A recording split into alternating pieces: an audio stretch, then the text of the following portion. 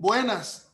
En la sesión de hoy, dentro de este ciclo de programa, por llamarlo de alguna forma, que he denominado Vivencias de un Jurista, un poco para reconocer el lado humano, el lado personal, ya no solamente en el ámbito de lo académico, de los juristas propiamente dicho, nos encontramos con Eric Pérez Sarmiento, un gran amigo, alguien que me ha marcado como en su desarrollo profesional en los últimos años. Y yo quería comenzar con esta expresión. Según el diccionario de la Real Academia que tienen allí, la expresión jurista viene del latín jus juris, derecho, eista. Se nos dice persona que ejerce una profesión jurídica. Y luego se nos dice jurisconsulto, persona dedicada al estudio del derecho. Bueno, yo creo que ambas caracterizaciones, ambas acepciones del diccionario de la Real Academia se ubica frente a nuestro invitado de hoy, el doctor Eric Pérez Sarmiento. Eric, tu nombre completo. Eric Lorenzo Pérez Sarmiento. ¿Ese primer nombre de dónde viene, Eric? Viene de un amigo de mi padre que se llamaba Eric Taboada, que era amigo de la infancia de mi papá y que después se enroló en las filas del ejército norteamericano. Como era piloto, él piloteaba aviones, lo asignaron a la Fuerza Aérea y cayó en combate. Es una historia parecida a la de Antoine Saint-Exupéry, el hombre del Principito. Un voluntario que se fue con avión y todo a pelear a la Segunda Guerra Mundial y allí falleció. Entonces, falleció en el 44 y yo nací en el 54, 1954. Y mi padre me puso su nombre. ¿Y lo de Lorenzo? Como primer nombre. ¿Y lo de Lorenzo? Bueno, porque el día de la Candelaria, el 2 de febrero, donde yo nací, o cuando yo nací, es a su vez el día de San Lorenzo. Uno de los 2 días de San Lorenzo que hay. Ya podrán notar nuestros oyentes que dirán, oye, pero ese acento, ¿verdad? No, me parece un tanto el acento antillano, el acento cubano de don Eric, que nació en el 54, ya se ve que se mantiene, aún estando con nosotros desde hace mucho tiempo. Son esos acentos que tardan en desaparecer o no desaparecen nunca. ¿A qué crees tú que se debe eso de la permanencia del acento cubano en los cubanohablantes? Bueno, yo no creo, Ángel, que sea un problema de los cubanohablantes únicamente. Ni creo que nuestro acento sea único, te lo explico. Nosotros vemos aquí perfectamente, no vamos a hablar de la gente que habla otro idioma, porque siempre tienen los giros propios de su idioma. El portugués mantiene su entonación, el chino, aunque aprenda bien el español, la cadencia del hablar y la modulación se mantienen en los de su lengua original. Pero los españoles, ¿quién le quita el ceseo a un español? Llevan aquí algunos 60 años y todavía pues dicen insurrección, emoción, y entonces esa Z con la I pues se nota la legua o pronunciar la Z, calabaza. Eso no es propio de los cubanos, ni tampoco el acento caribeño es tan cubano. A veces se confunde un poco con el dominicano. La persona de la región oriental de Cuba, de Santiago de Cuba y Guantánamo, confunden mucho su acento con el de los dominicanos y a veces en general con los puertorriqueños. Pero te comento, hace muchos años, cuando yo estudiaba en Moscú, nos reuníamos para jugar béisbol. Incluso una vez llegamos a jugar la novena que nosotros teníamos, la novena de los cubanos en la Universidad Estatal de Moscú. Jugamos contra los Marines, un equipo que tenían los Marines que custodiaban la embajada americana en Moscú. Y nosotros teníamos un catcher, ¿verdad?, al que le decíamos Baracoa, porque tenía la fisonomía de las personas que son propias de esa zona, que es la más oriental de Cuba, donde está la ciudad de Baracoa.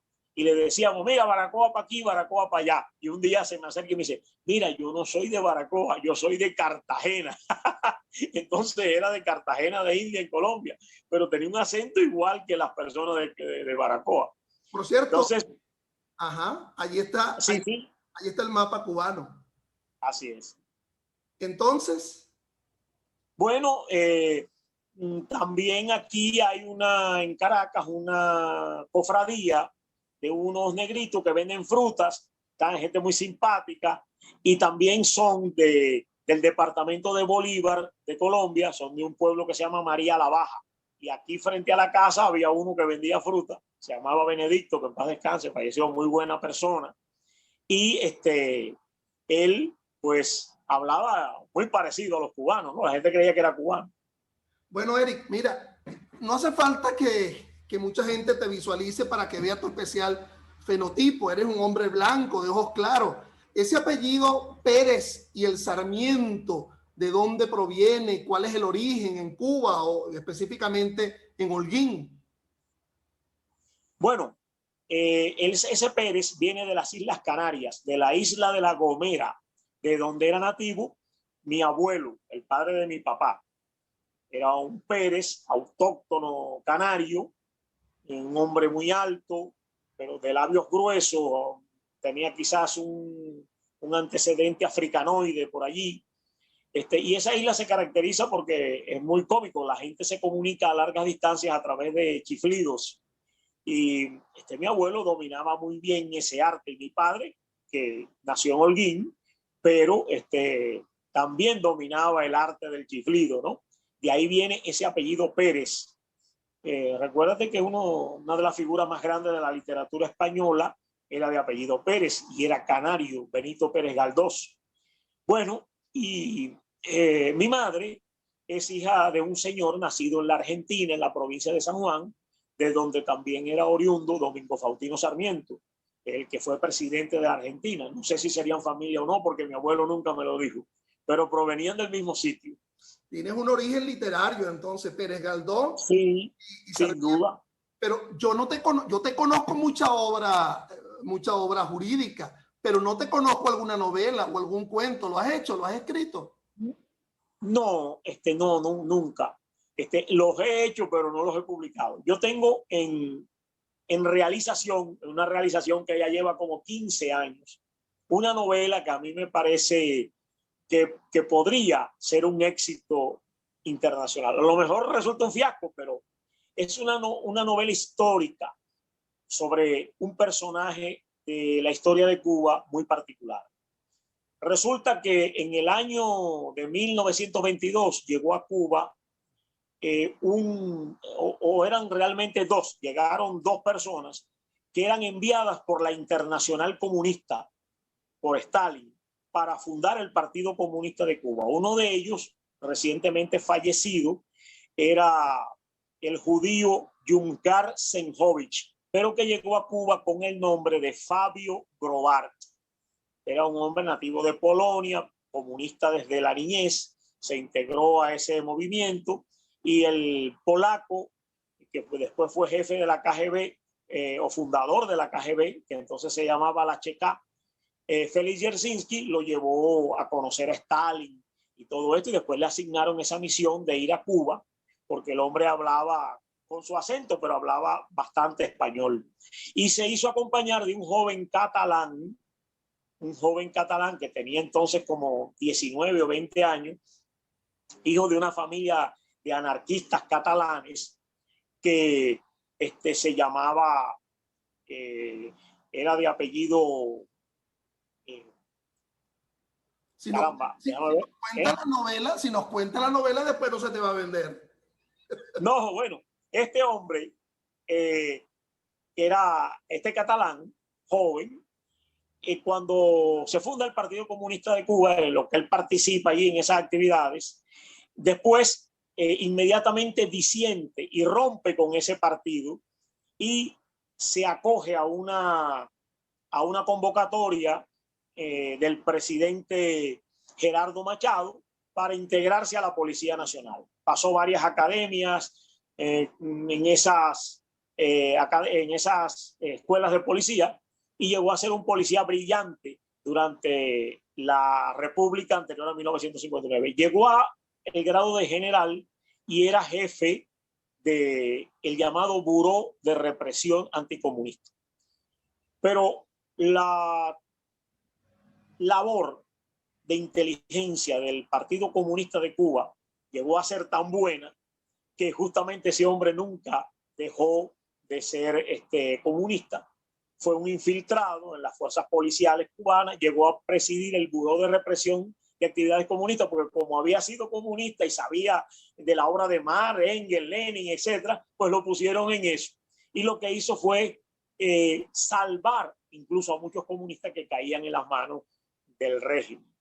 Esa es una historia muy interesante, totalmente. Y lo más grande de todo esto, Angelito, es que ese hombre se va junto con Batista, cuando Batista huye en el 1 de enero de 1959, y él se quedó residiendo en la Florida. Mientras Batista se fue a Madeira, Portugal, él se quedó residiendo en la Florida, en la playa de Boca Ratón, y entonces ahí él tenía un hijo, que era su único hijo y lo adoraba.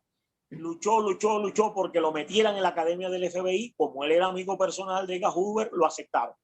Bueno, ¿quién te dice a ti que este hijo de este señor llegó a ser el jefe del FBI en Miami y era el que tapaba todas las actividades de los espías de Fidel Castro? Lo descubrieron cuando la famosa Operación Avispa, y resultó que, bueno, él, a cambio de que no lo ejecutaran, pues delató a todos los cubanos, y ahí se vio la profundidad que tenía la red de espías cubanos en la Florida, que iba desde maestros de bachillerato hasta profesores universitarios, jueces, una gran cantidad de personas. Y eso te da la idea del trabajo que siempre hizo la seguridad del Estado cubano, el G2, que verdaderamente como cuerpo de inteligencia es muy bueno.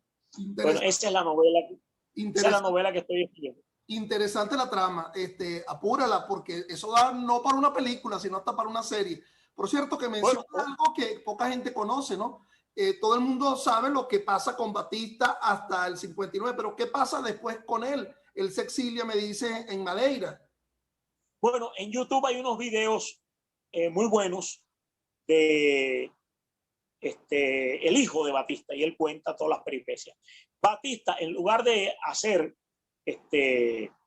como este señor espía, Batista primero va a Santo Domingo con mucha cantidad de dinero en su poder. Su avión lo lleva a Santo Domingo. En Santo Domingo, supuestamente Trujillo, Chapita Trujillo, Rafael Leónidas Trujillo, lo acoge, pero le empieza a cobrar. Dice, si quieres estar aquí, tiene, bueno, Batista se llevó 12 millones de dólares en efectivo de Cuba cuando se fue, y Trujillo le quitó 3 millones allá. Y entonces es que él decide ir a España primero y después a Portugal. Él compró unas posesiones en la isla de Madeira y ahí vivió toda la vida. No tenía mucho temor a salir de allí, tenía una guardia pretoriana muy grande que se la permitían tener allí las autoridades, porque él tenía mucho miedo a que la seguridad cubana lo ejecutara en el exilio. Okay. O sea, ahí vivió hasta su muerte. Tú naciste en el 54, perdona la referencia. ¿Machado o Batista ya en ese momento? Ya era Batista, ¿no? Batista. Machado fue del 25 al 33, 1925 a 1933. De ahí vino Batista. ¿Por qué? Porque hubo un golpe de estado de los militares. Batista, como quiera que con la caída de Machado, defenestraron a todos los generales, coroneles, mayores, tenientes, lo que quedaban eran puros sargentos. Y Batista, que era un sargento bastante adelantado, era taquígrafo, mecanógrafo, hablaba algo de inglés y demás, asumió la dirección del ejército. En la junta de gobierno que sucede a Machado, inmediatamente lo pasó de sargento a coronel. Ese es el salto militar más grande. Yo creo que superado únicamente por Kim Jong-il, que lo hicieron general de un solo plumazo. Pero Batista pasó de sargento a coronel. Naciste en Holguín. Ahí tienes Holguín, ¿no? Es la que está en rojo. Holguín, el municipio, sí. Sí. Háblame de Holguín, Eric.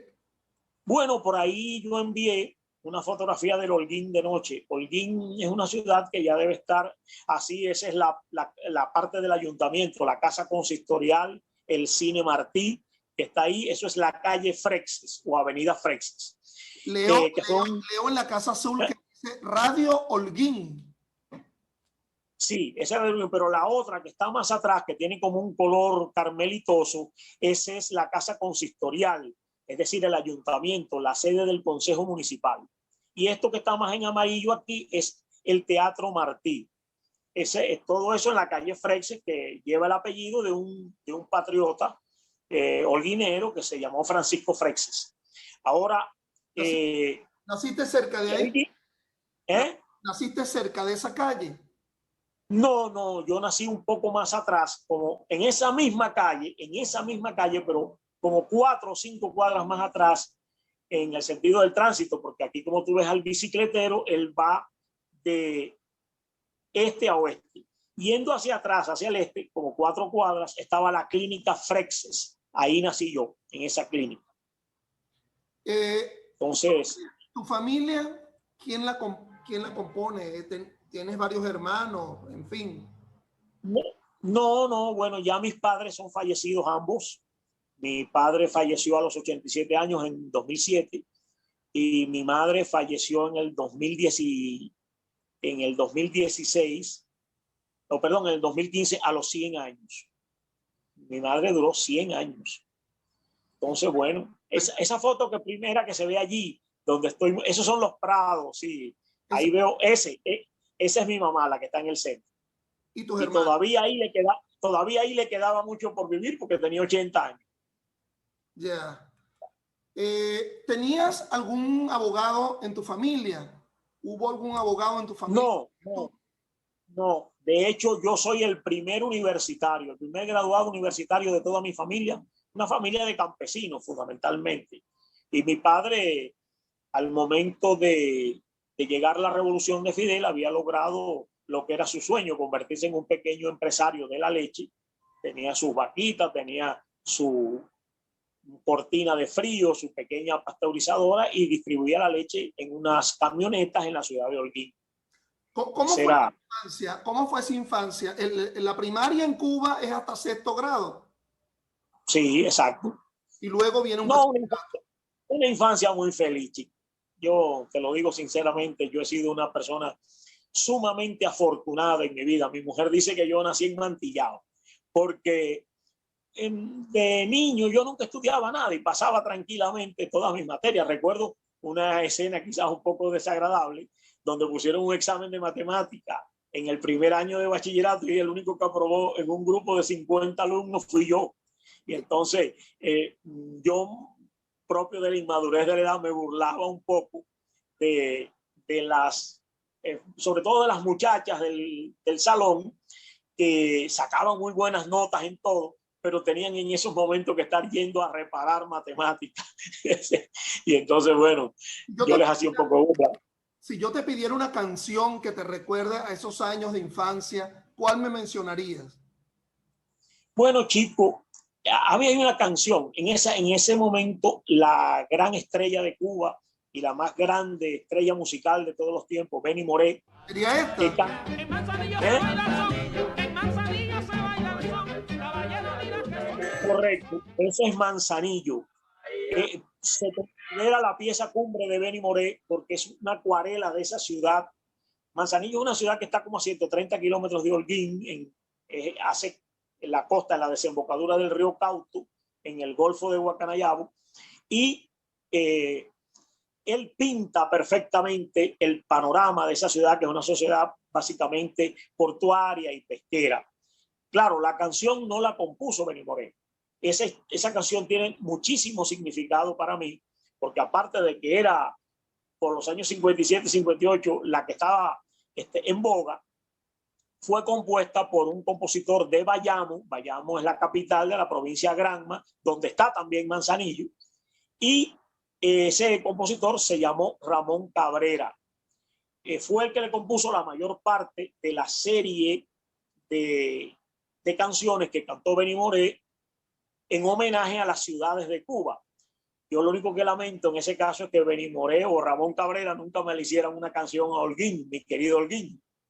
Y entonces Ramón Cabrera fue nombrado funcionario del régimen cubano en Europa. No me acuerdo en qué país estaba destacado, si era Italia o Grecia.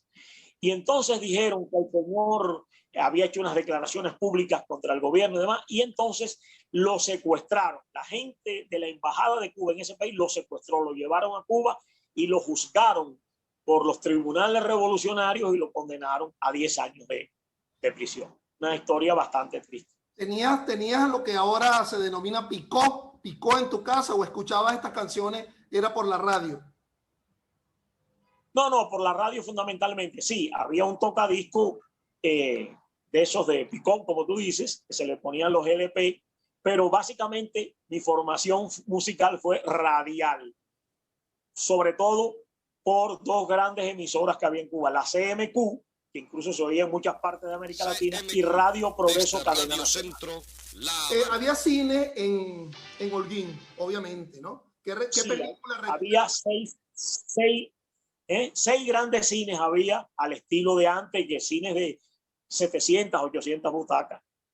¿Qué películas recuerdas de tu primera infancia, de tu infancia que llegaste a ver? Bueno, la primera película que yo vi fue porque me llevó mi hermana casi como chaperón, porque se encontraba allí con el novio. Fue el último cuplé de Sarita Montiel, imagínate. Si tú me quieres, mi niño cariño, yo te daré un clavelito bonito y verás que bien marchamos si estamos juntitos en un Yo estaba como castigado viendo esa película. Y después vi un clásico del oeste que fue Horizontes de Grandeza.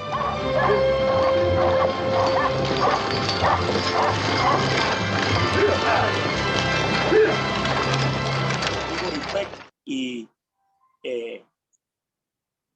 el de John Wayne. No, el actor que fue presidente de la Asociación del Rifle y que hizo Ben-Hur, ¿cómo se llamaba? A Charlton Heston. Charlton Heston, correctamente. Correctamente. No, a mí el western que más me gusta son Centauros del Desierto, ¿no? De Howard Hawks, no sé si lo llegaste a ver. Mira, Eric, naciste en el 54, todo este proceso político, militar que se dio en Cuba durante los años 50, me pregunto yo, ¿se escenificó fundamentalmente en esta parte donde tú naciste, en Holguín, Oriente, o más bien se ubicó en otro lado? No. En Holguín se estableció desde el principio un dominio absoluto de los comunistas, en donde sí hubo el centro de la lucha guerrillera contra el régimen de Fidel Castro fue en las provincias centrales, en las provincias de Cienfuegos, Villa Clara y Santi Espíritus. Ahí fue porque ahí se ubica la llamada Sierra del Escambray.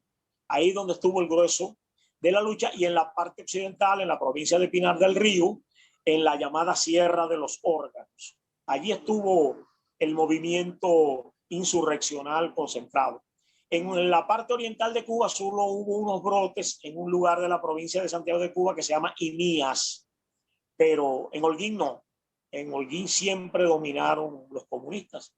Esa es una foto, por ahí anda una foto muy joven de cuando terminé la universidad en 1970. Ya iremos para allá, pero por ahora estamos en los años 50 y Ajá.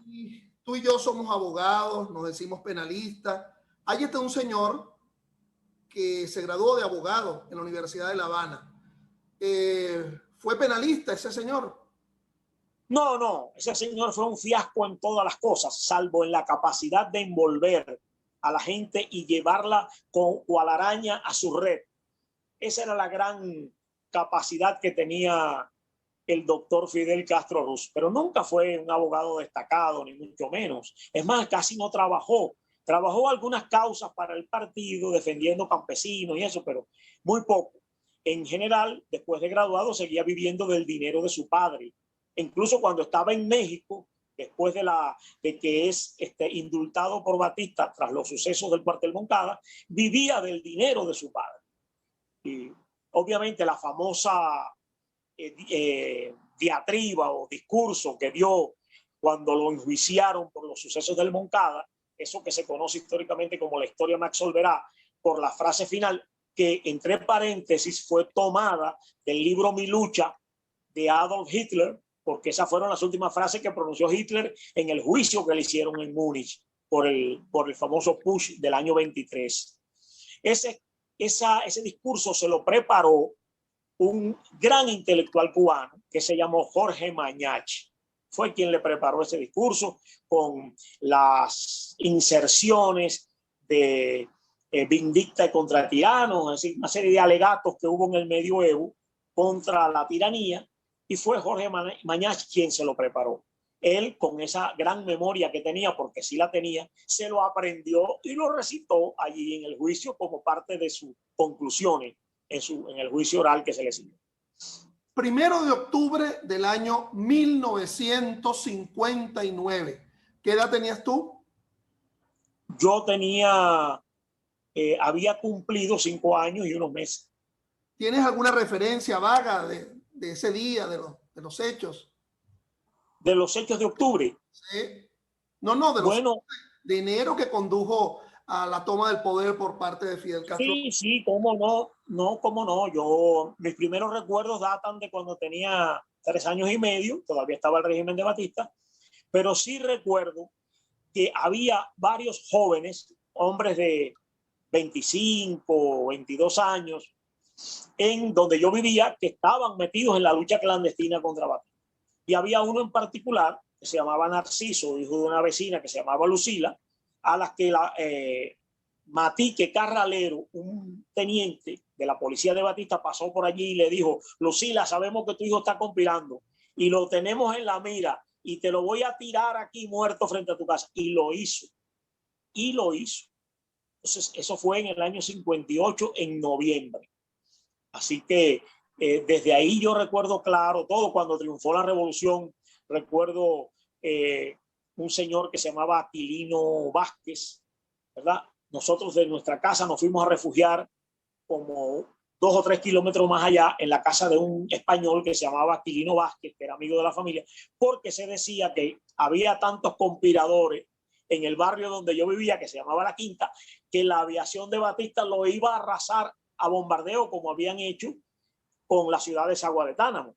Entonces nos fuimos a refugiar. Entonces Aquilino, un día que salió a comprar pan, llegó el 1 de enero por la mañana, llegó eufórico, levantando los brazos, así como hacen los españoles, los gallegos sobre todo, diciendo: se fue Batista, se fue Batista. Eso fue en la mañana del 1 de enero del 59.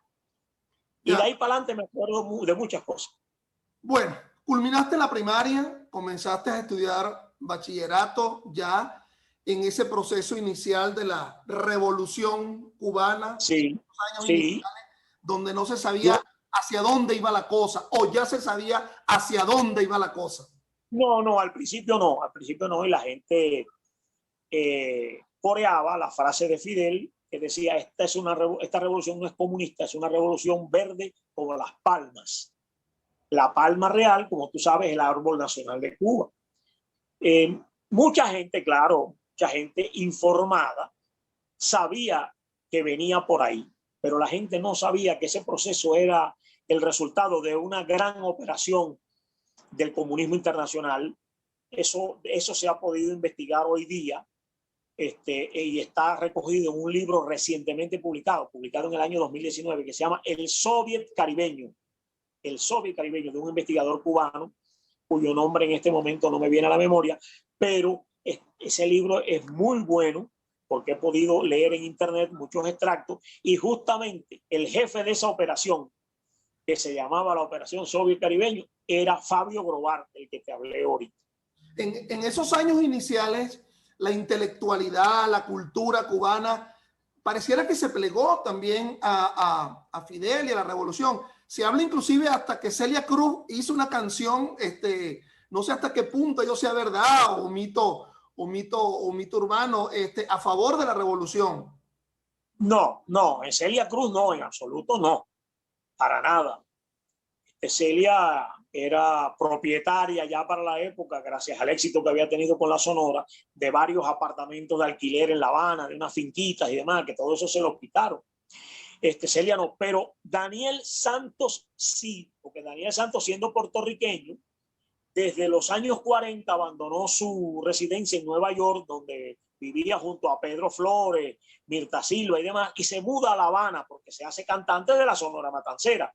Entonces, el triunfo de la revolución sorprende a Daniel Santos en Cuba, y él al principio, dejándose llevar por esa magia encantadora de Fidel de que esta es la revolución de los humildes, por los humildes y para los humildes, cantó una canción que decía, porque decía que la CIA estaba elaborando una lista de todas aquellas personas que eran afectas a Fidel para pasarles la cuenta. Y entonces Daniel Santos compuso esta que decía: si las cosas de Fidel son cosas de comunista, que me pongan en la lista, que estoy de acuerdo con él, oye. Y eso lo grabó con la Sonora, eso está en YouTube. Caramba. Es un documento.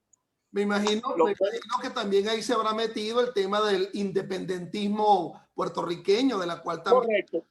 Correcto, porque como él era amigo de Arbizu Campo, del gran Rafael Hernández Marín, el compositor más importante que dio Puerto Rico, pues entonces se dejó llevar por esa vena, ¿ves? Y se conectó con Fidel por ese lado. También, ¿sí?